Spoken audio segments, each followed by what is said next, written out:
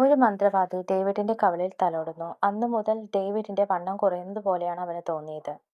പിറ്റേ ദിവസം അവൻ വെയിറ്റ് നോക്കുമ്പോൾ 5 കിലോ കുറഞ്ഞിരിക്കുന്നു. അവൻ ഒരുപാട് ഡയറ്റ് ഫോളോ ചെയ്തിരുന്നുവെങ്കിലും ഒരിക്കലും അവന്റെ വണ്ണം കുറഞ്ഞിരുന്നില്ല. എന്നാൽ ഇപ്പോൾ വളരെ പെട്ടെന്നാണ് അവൻ ഒന്നും ചെയ്യാതെ തന്നെ അവന്റെ ശരീരം മെലിയുന്നത്. ഇത് കണ്ട് അവന്റെ ഭാര്യയ്ക്ക് ഇങ്ങനെ പോയാൽ അവന്റെ ആരോഗ്യം നശിക്കുമെന്ന് മനസ്സിലായി. അവനെക്കൊണ്ട് ഒരുപാട് ഭക്ഷണം കഴിപ്പിക്കുന്നു, പക്ഷേ യാതൊരുവിധ പ്രയോജനം ഉണ്ടായിരുന്നില്ല.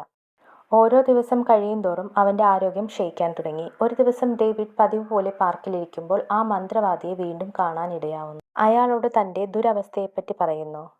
എന്നിട്ട് തന്റെ ഈ അവസ്ഥ മാറ്റിത്തരണമെന്ന് അപേക്ഷിക്കുന്നു. അപ്പോൾ ആ മന്ത്രവാദി ഒരു കേക്ക് എടുത്ത് അതിന്റെ നടുവേ കീറി അതിലേക്ക് ഡേവിഡിന്റെ കൈ മുറിച്ച് രക്തമൊഴിക്കുന്നു.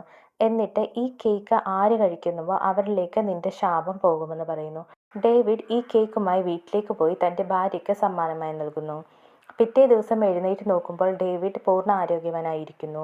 പക്ഷേ അവന്റെ ഭാര്യ മരിച്ചുപോയി. ഡേവിഡ് സന്തോഷത്തോടെ താഴേക്ക് ഇറങ്ങി വരുമ്പോൾ വാഷിംഗ് ബേസിനിൽ 2 കേക്ക് കഴിച്ച പ്ലേറ്റ് കാണുന്നു.